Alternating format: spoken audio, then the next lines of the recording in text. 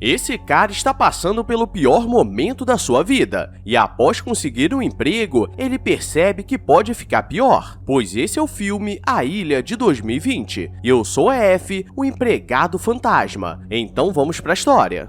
Uma mulher suspeita está em casa, quando duas jovens tocam a campainha vendendo biscoito, e ela começa a olhar de forma diferente porque elas eram muito bonitas. E durante a noite vemos que o marido dela estava acordado porque alguém estava andando na sua casa, mas o cara não contava que ele estivesse armado, então o encapuzado tenta fugir pela janela, mas esse cara tem uma mira muito boa e ele vira boneco, mas destrói sua cerca. E agora vemos Buddy, que está sendo interrogado, e ele tenta dizer que não tinha culpa de nada que aconteceu, mas o velho acha que ele fez aquilo porque tinha uma família para cuidar. E agora vamos entender sobre o que ele estava sendo acusado. Pois há um dia atrás, Buddy estava tentando arrumar um emprego para dar uma condição boa para sua família, e ele encontrou uma grande oportunidade de investimento, mas as pessoas não davam oportunidade para ele por ele ser muito jovem. E sua esposa estava cansada de tudo que estava acontecendo porque a vida não estava fácil.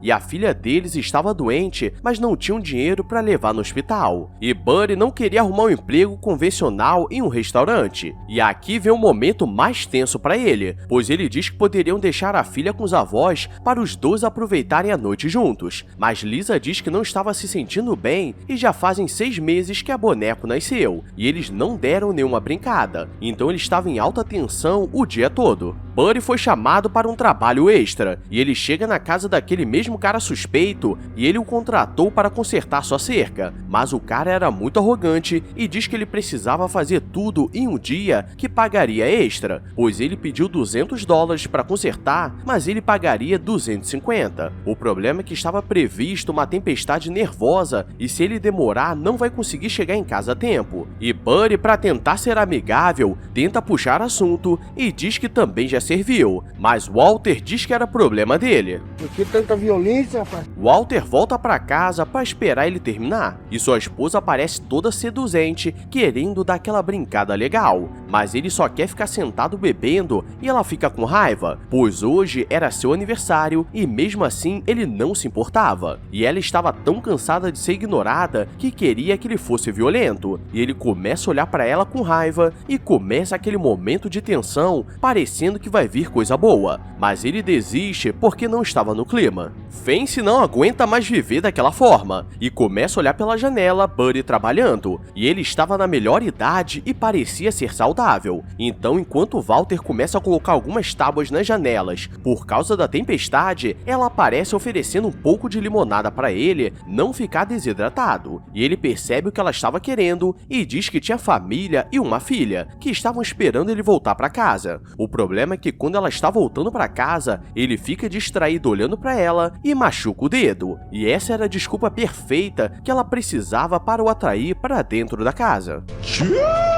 Ele não quer entrar, mas ela diz que era a dona da casa e contratou o serviço dele, então ele tem que obedecer. E ela começa a fazer o curativo no dedo dele, mas aquilo estava com um clima muito diferenciado, e Walter aparece na hora e pergunta se estava acontecendo algo. E Buddy consegue se safar por pouco, e se você acha que não pode piorar, é porque eu ainda não te contei, pois Buddy está arrumando as cercas quando ele começa a pendurar suas garrafas vazias e ele não entende nada. E do nada, ele sobe no telhado e começa a atirar nas garrafas para treinar sua mira, mostrando que estava de olho em tudo e tinha uma mira muito boa, e Buddy percebe que ele era maluco. A tempestade começa e ele não conseguiu terminar tudo no mesmo dia, e Walter diz que já que ele não terminou, pagaria apenas $100. Ele fica bolado e diz que voltaria na semana seguinte, e Fence pergunta se ele não quer jantar, mas ele precisava chegar em casa o mais rápido possível. O problema é que quando ele chega no carro,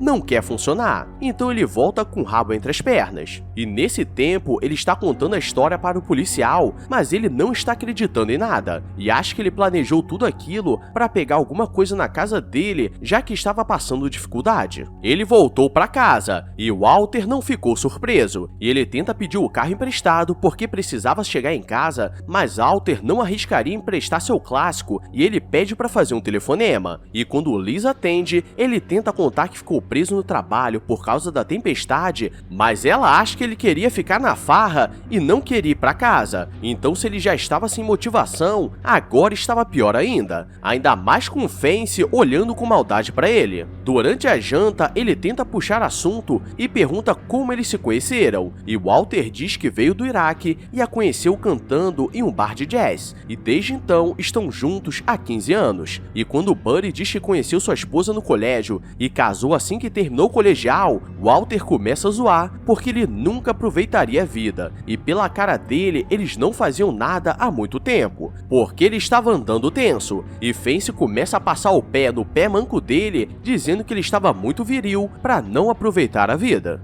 Fence coloca Walter para dormir e diz que aquela casa estava com a família dela há mais de 150 anos e faria um tour especial para ele, e começa a mostrar os quartos e diz que ele poderia dormir no quarto de hóspedes, mas antes ela precisava colocar uma roupa adequada, e do nada ela aparece com a roupa do acasalamento, e a todo momento ele está tentando se controlar, mas ela diz que quer contar uma história sobre como ela se divertia quando era mais nova. Ela começa a dizer que gostava de massagem por todo o corpo e começa a passar a mão dele, pois ele estava muito tenso, e quando ele tenta sair daquela cilada, ele acaba caindo e fazendo barulho, e ela pisa em cima dele porque ele não fugiria do que aconteceria ali. Mas por sorte, Walter acordou, mas pro azar dele, se eles forem pegos no quarto juntos, ele vai dar uma falecida de leve, e como a sorte estava brincando com ele, Walter volta a dormir e ele consegue sair do quarto. E galera, esse filme está pior que filme de tensão, porque a tensão aqui é dupla, se é que vocês me entendem. Então deixa o like e se inscreve para ficarem mais tranquilos. Agora vamos continuar? Buddy vai para a sala para poder descansar, e o jornal diz que a tempestade estava muito forte e era muito perigoso tentar sair. Então ele deita no sofá, e quando tudo parecia calmo, ele acorda com Walter do lado, apontando uma arma para ele, e ele o chama para beber alguma coisa e trocar uma ideia, porque não estava conseguindo dormir. E ele o leva até o sótão da casa, que estava cheio de bebidas e armas que ele gostava de colecionar.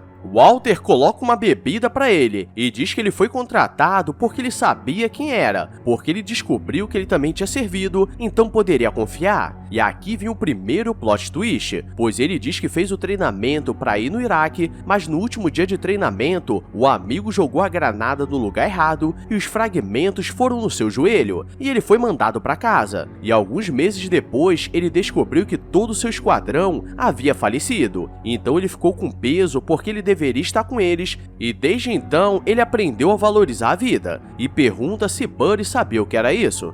Ele tenta dizer que sabia, mas Walter sabe que ele não passou por nada que causasse esse sentimento nele, e Buddy diz que quando estava em uma missão, viu seu melhor amigo pegando fogo e tentou de tudo para o salvar. E agora que vem a proposta indecorosa, pois ele diz que Fence estava com leucemia e não teria muito tempo de vida, e pagaria $20 mil para ele mudar de vida se ele a transformasse em boneco, para ela não sofrer. E como a situação estava difícil, ele aceita.